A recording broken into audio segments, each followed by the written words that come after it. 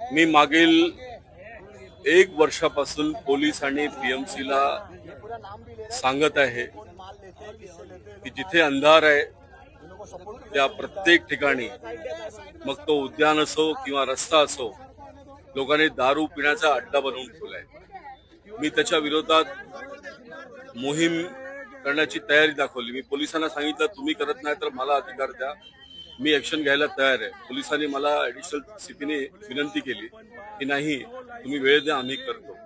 पण पोलीस गाडी घेऊन जाते आणि दारू पिणारे किंवा गर्दुल्ले पळून जातात। आज बोरिवलीत एक दुर्दैवी प्रकार, ज्याची मी वारंवार त्यांना ताकीद देत होतो की कधी कुठल्या मुलीवर असा प्रकार झाला तर त्या दिवशी तुम्हाला तोंड दाखवता येणार नाही। आज अशीच एक घटना आनंदराव पवार शाळेच्या जवळ आमच्या 3 मुली तिकडे इव्हनिंगला वॉक करत होत्या। एक मुलगा त्यांचा पाठलाग करता लक्षात आल्यावरती त्या तिकडे उभा राहिला। उभा राहण्यावर तो जाऊन त्यांना विचारतो, क्या लेगी, कितना रेट आहे, आणि त्याच्यानंतर त्यांच्या छातीवर हात टाकला। एवढी हिंमत त्याची झाली आणि मग त्या मुलीने हिंमत दाखवली, त्याला मारला तेव्हा आणि ओरडाओरड केली। तेवढ्या शिवा शेट्टी तिकडे जात होते, ते थांबले आणि त्याच्यानंतर त्या मुलाला पकडलं। लक्षात आलं तो मुस्लिम होता, पण हातात त्याने कलावा बांधलाय। आता हे जे लव जिहाद, लँड जिहाद, हे सगळे प्रकार जे चालू आहे, हे बोरिवलीत मी खपून घेणार नाही। मी चेतावणी आज पण पोलिसांना दिली आहे की मला जर हे चायनीजचे सगळे दुकान जिथे ओपनली दारू पिलं जाते, वाईन शॉपच्या समोर आता पण लुक्काछुपी जे चालू आहे, मी वाईन शॉप वाल्यांना पण चेतावणी देतो, जर तुम्ही बंद केलं नाही तर सोसायटीतील सगळ्या महिलांना खालती उतरून वाईन शॉप बंद करण्यासाठी मुंबईत आंदोलन करेल।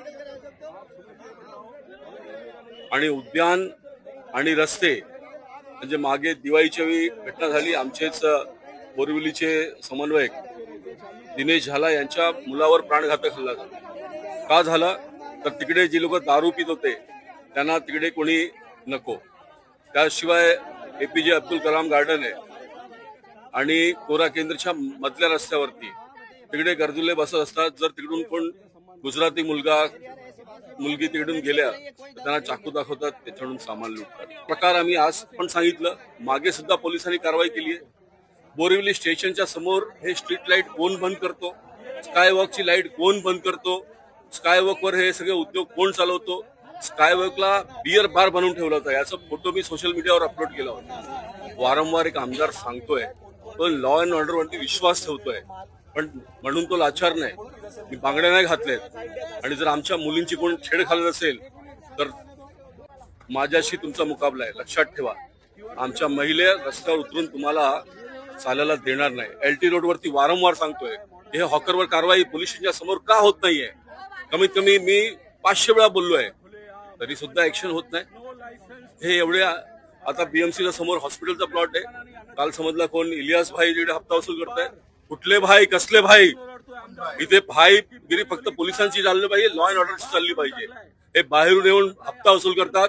ही जर गुंडगिरी बंद नाही झाली, 1 आठवड्याचा वेळ दो, नाहीतर आम्हीच रस्त्यावर।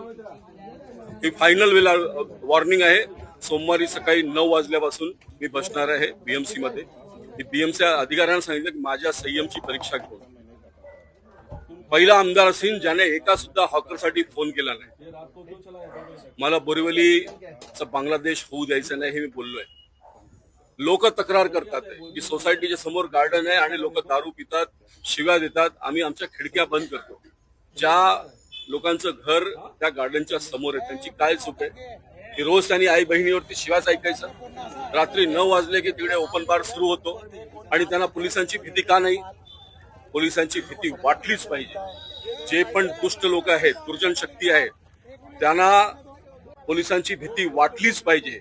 आणि जर नाही वाटली तर आम्ही रस्त्यावर उतरून जनप्रतिनिधी काय करू शकतो ही ताकद बोरिवलीमध्ये दाखवू। आम्ही आज इशारा देतो आणि ज्या माझ्या बहिणीने आज ताकद दाखवली, हिंमत दाखवली आणि त्या शैतानाचा मुकाबला केला, त्यामुळे आजचा हा प्रकार उघडीस आला।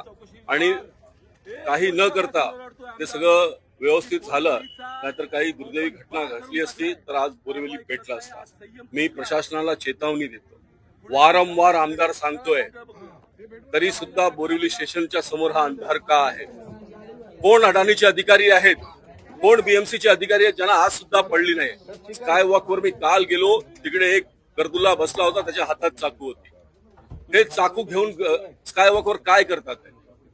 आणि हे पोलिसांच्या निदर्शनात का येत नाहीये? त्यांच्यावरती कारवाई का करत नाही? का हे लॉ अँड ऑर्डरच्या वरती आहेत का?